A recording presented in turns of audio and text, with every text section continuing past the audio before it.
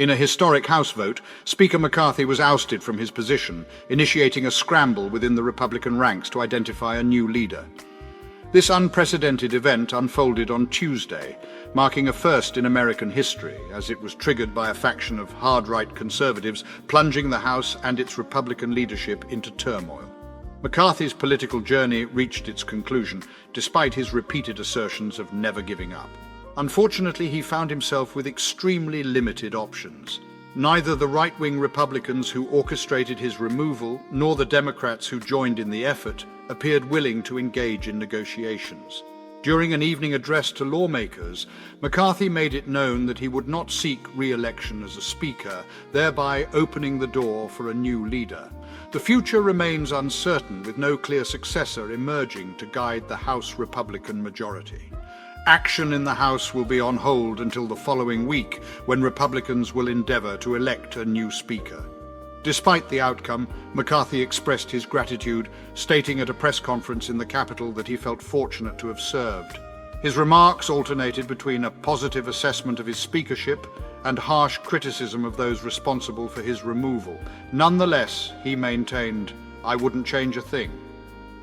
The orchestrator of McCarthy's removal, Representative Matt Gaetz of Florida, swiftly pushed forward with a dramatic roll call vote on the obscure motion to vacate.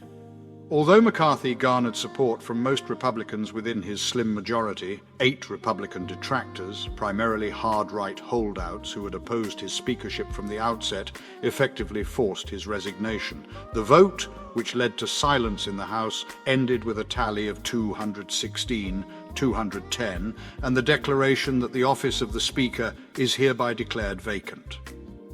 Following this, Reverend Patrick McHenry, RNC, a prominent McCarthy ally, assumed the role of Speaker pro tempore in accordance with House rules, serving until the election of a new Speaker.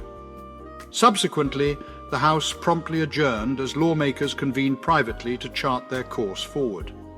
McCarthy's downfall stemmed in part from his decision to collaborate with Democrats to keep the federal government running, avoiding a shutdown. However, the roots of his ouster can be traced back to an earlier deal with hard-right holdouts at the beginning of the year. This agreement included a rules change that empowered any single lawmaker to file the motion to vacate. As the House fell into a state of silence, Gaetz, a staunch ally of Donald Trump, introduced his motion. Despite efforts to thwart it, the motion passed with a vote of 208, indicating trouble on the horizon.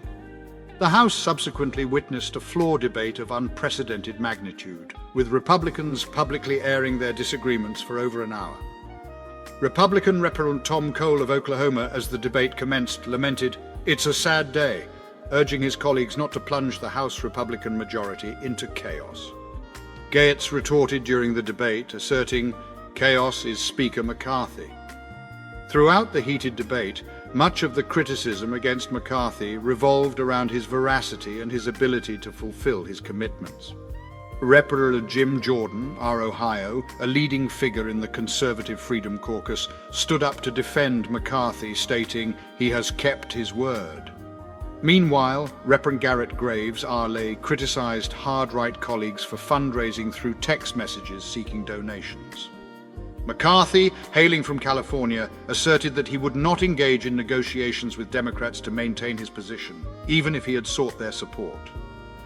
Democratic leader Hakeem Jeffries conveyed in a letter to colleagues his willingness to work with Republicans, but refused to provide the votes necessary to save McCarthy. Jeffries stated, "It is now the responsibility of the GOP members to end the House Republican civil war." He announced that the Democratic leadership would vote in favor of the motion to oust the Speaker. White House Press Secretary Karine Jean-Pierre expressed President Biden's desire for a swift election of a Speaker, emphasizing the need to collaborate. Senate Republican leader Mitch McConnell acknowledged McCarthy's role, stating, "What is often a thankless role." In the lead-up to the historic afternoon vote, both Republicans and Democrats convened privately at the Capitol. Behind closed doors, McCarthy urged fellow Republicans to press on. He invoked the example of Republican Speaker Joseph Cannon, who over a century ago confronted his critics head-on by initiating a vote on his own removal. Cannon survived that challenge, marking the first time the House had voted to consider removing its Speaker. In 2015, a similar threat against John Boehner did not reach a vote but contributed to his early retirement. Gaetz was present during these discussions but did not address the room. Meanwhile, Democrats gathered and unanimously shared the sentiment that McCarthy was not to be trusted. I think it's safe to say there's not a lot of goodwill in that room for Kevin McCarthy, remarked Rep. Richard Neal, D-Mass.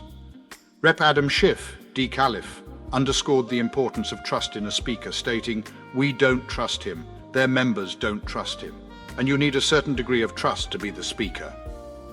The removal of the speaker cast House Republicans into disarray as they headed into a busy autumn session, during which Congress would need to fund the government once more or risk a mid-November shutdown.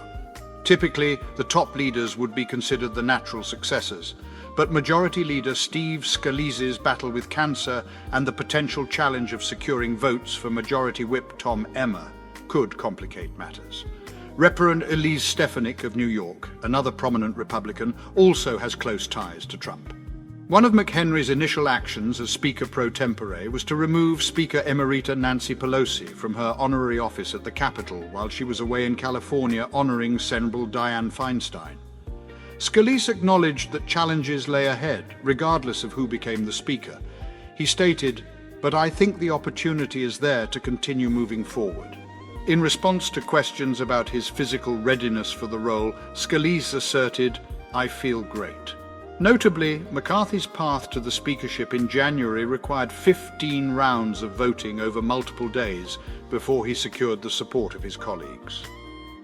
Former President Trump, the leading Republican contender in the 2024 presidential race against Biden, expressed his dissatisfaction with the internal discord among Republicans on social media, asking, "Why is it that Republicans are always fighting among themselves?" When queried about McCarthy's removal during his trial for business fraud in New York, Trump remained silent. A key McCarthy ally, Reverend Marjorie Taylor Greene, R. Gay, who is closely aligned with Trump, used social media to rally support for our Speaker. As Republicans left the chamber, they were in a state of bewilderment, lacking clarity on the next steps. Reverend Debbie Lesko, R. Ariz, admitted, "I honestly don't know. This is a total disaster." Some lawmakers approached McCarthy to offer hugs or handshakes. On the Democratic side, which had been critical of McCarthy's leadership, several lawmakers indicated that they were waiting for the Republicans to determine how to manage the House. Reverend Don Bacon, R. Neb, leader of a centrist group, argued that the only viable option was to leave behind the 8 hardliners and attempt to work across the aisle.